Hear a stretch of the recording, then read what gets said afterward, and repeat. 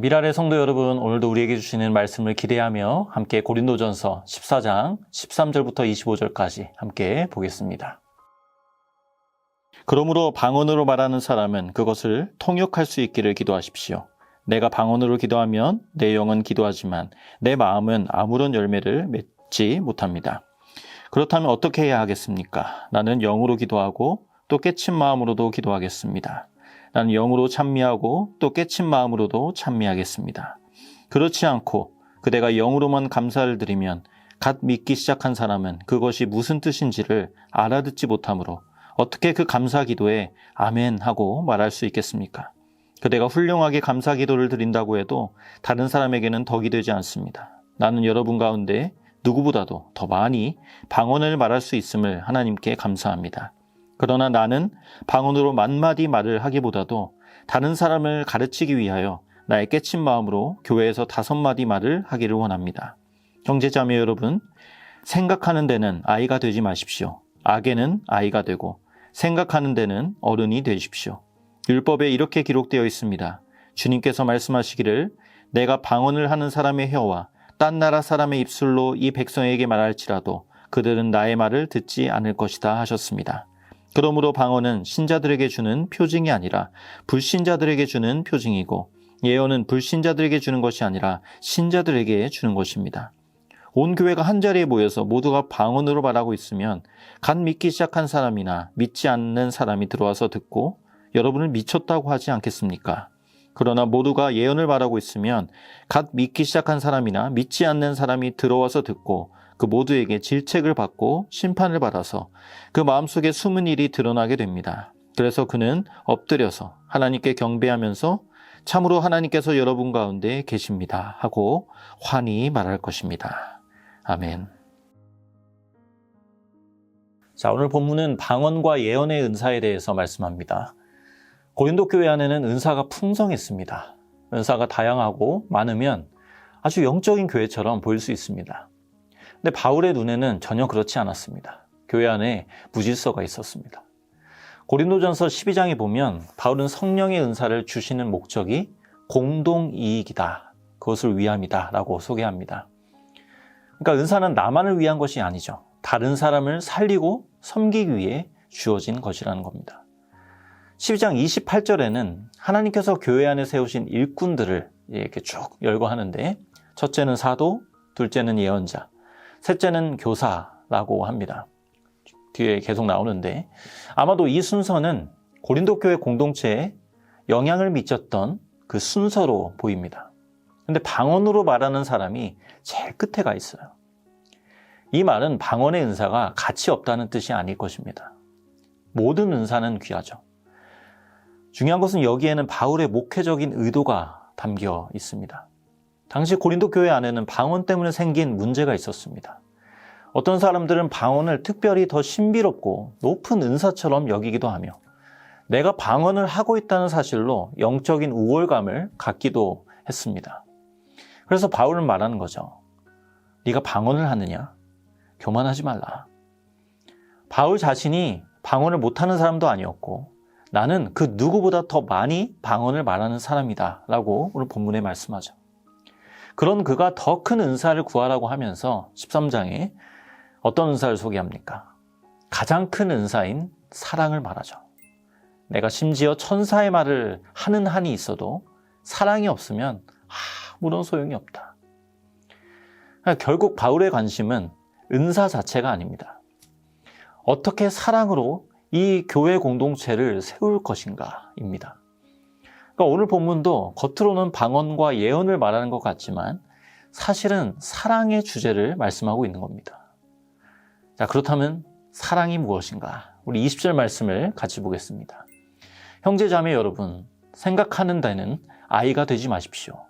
악에는 아이가 되고 생각하는 데는 어른이 되십시오. 자, 생각하는 데는 아이가 되지 말라고 합니다. 최근에 저희 가족이 놀이터를 가려고 다 같이 아이들과 함께 대중교통을 타고 이동한 적이 있었습니다. 사람이 거의 가득 찬 많은 열차 아니었는데 그 속에서 굳이 우리 아이들이 너무 신이 나서 뛰기 시작하는 겁니다. 열차 안에 승객이 너무 많아서 부모된 저로서는 신경이 계속 쓰이는 거죠. 아직 3살밖에 안 된 둘째를 진정시키는 거는 제가 그렇게 말은 하지만 크게 기대하지 않습니다. 이 친구는 할 수 있기에 해야 하는 친구입니다. 생각을 요구하기엔 너무 어립니다. 그래서 좀 더 크고 알아듣는 첫째에게는 제가 조금 더 설명을 하고 신중하게 말을 했습니다. 누구누구야, 왜 여기서 뛰면 안 될까? 이렇게 뛰면 다른 사람들에게 어떤 영향을 줄까? 아이는 잠시 생각해 보더니 주변 사람들에게 불편을 줄 수도 있겠다라는 것을 인정했습니다. 말하자면 이게 바울이 말하는 성숙입니다. 할 수 있으니까 하는 것은 어린아이의 모습입니다. 하지만 할 줄 아는데도 불구하고 생각하고 분별할 줄 알고 할 수 있는 것을 필요할 때 쓸 수 있는 것, 그것이 성숙입니다. 그래서 바울은 23절에 이렇게 말하죠. 온 교회가 한 자리에 모여서 모두가 방언으로 말하고 있으면 갓 믿기 시작한 사람이나 믿지 않는 사람이 들어와서 듣고 여러분을 미쳤다고 하지 않겠습니까? 사람들은 초자연적인 현상을 보고 놀랄 수는 있습니다. 하지만 그 놀람 자체가 믿음을 만들지는 못합니다. 근데 반면 예언은 어떻습니까? 예언은 오늘날로 하자면 하나님의 말씀, 설교의 역할이라고 할 수 있는데요. 말씀을 통해 우리는 죄를 깨닫습니다. 이해합니다. 결국 나에게 주님이 필요하구나. 그 은혜를 통해서 믿음이 생깁니다. 바울은 결코 방언을 무시한 적이 없습니다. 방언도 귀한 은사라고 말합니다. 하지만 사랑한다면 내가 할 수 있는 것이라도 공동체를 위해 절제할 수 있는 것, 이것이 성숙이라는 거죠. 이게 사랑입니다. 우리 주님이 그러셨어요. 주님은 모든 것을 하실 수 있는 분입니다. 동시에 그분은 사랑이세요. 주님은 수많은 이적을 행하셨습니다. 근데 그 이적도 가만 돌아보시면 모두 사랑에서 나온 행동입니다. 풍랑을 잠잠케 하신 것도, 병든 자를 고치신 것도 결국 그들을 살리시기 위해, 그들 믿음으로 세우시기 위해, 제자로 세우시기 위해서 그렇게 한 것입니다. 주님은 설교를 하실 때도 사람들이 알아듣지도 못할 신비한 말로 하지 않으셨습니다. 인간으로 오셔서 인간의 언어로 사람들이 이해할 수 있는 방식으로 이야기까지, 비유까지 사용하셔서 사랑으로 말씀하셨습니다. 무엇보다 사랑의 절정은 십자가죠. 주님은 하늘의 천사들을 소환하셔서 얼마든지 십자가에서 내려오실 수 있었습니다. 그러나 그렇게 하지 않으셨죠. 이유는 우리를 사랑하셨기 때문입니다. 주님은 할 수 있어서 하는 어린아이가 아니십니다. 얼마든지 할 수 있으셨지만 사랑 때문에 자신을 제한하셨던 참된 성숙과 사랑을, 그 본을 우리에게 보여주셨습니다. 바울이 사역하고 사는 또 원칙도 동일했습니다. 고린도전서 10장 23절에 모든 것이 내게 가하나 모든 것이 유익한 것은 아니요. 모든 것이 가하나 모든 것이 덕을 세우는 것은 아니다. 자, 이 말씀을 우리에게 적용하며 한번 돌아볼 수 있었으면 좋겠습니다. 내가 당연히 할 수 있지만 사랑해서 하지 않아야 할 게 무엇이 있는가? 우리는 보통 할 수 있는 능력을 중요하게 생각합니다. 그러나 성경은 그것이 사람을 세우는가, 공동체를 세우는가를 더 중요하게 묻습니다. 내 생각과 내 말이 아무리 맞아도 그 말이 상대를 살리는 말인가는 다른 문제입니다. 내가 아는 것이 아무리 많아도 그 지식이 다른 사람을 세우고 있는지를 돌아봐야 합니다. 내 자유가 있더라도 그 자유가 누군가를 혹시나 넘어지게 만들고 있지는 않은가 생각해 볼 수 있기를 원합니다. 오늘 주님께서 저와 여러분에게 물으십니다. 너는 할 수 있느냐가 아니라 너는 사랑으로 하고 있느냐. 저와 여러분에게는 생각보다 많은 것들이 이미 허락되어 있습니다. 시간도 있습니다.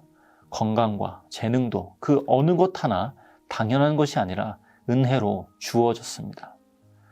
그것들을 사랑으로 행할 수 있는 저와 여러분 될 수 있기를 바랍니다. 할 수 있어서 다 하는 것이 아니라 할 수 있지만 절제할 줄 알고 가장 필요한 때에 사랑으로 사용할 줄 아는 이 성숙이 우리 가운데 있어서 날마다 주님을 더욱더 닮아가는 이 귀한 성화의 과정이 우리 가운데 넘쳐나기를 주님의 이름으로 간절히 소원합니다. 함께 기도하겠습니다. 하나님 아버지, 우리에게 많은 것들을 허락해 주셨습니다. 우리는 할 수 있는 능력을 더욱더 구하고 원하지만 돌아보면 우리에게 많은 능력들을, 많은 자원들을 허락해 주셨습니다.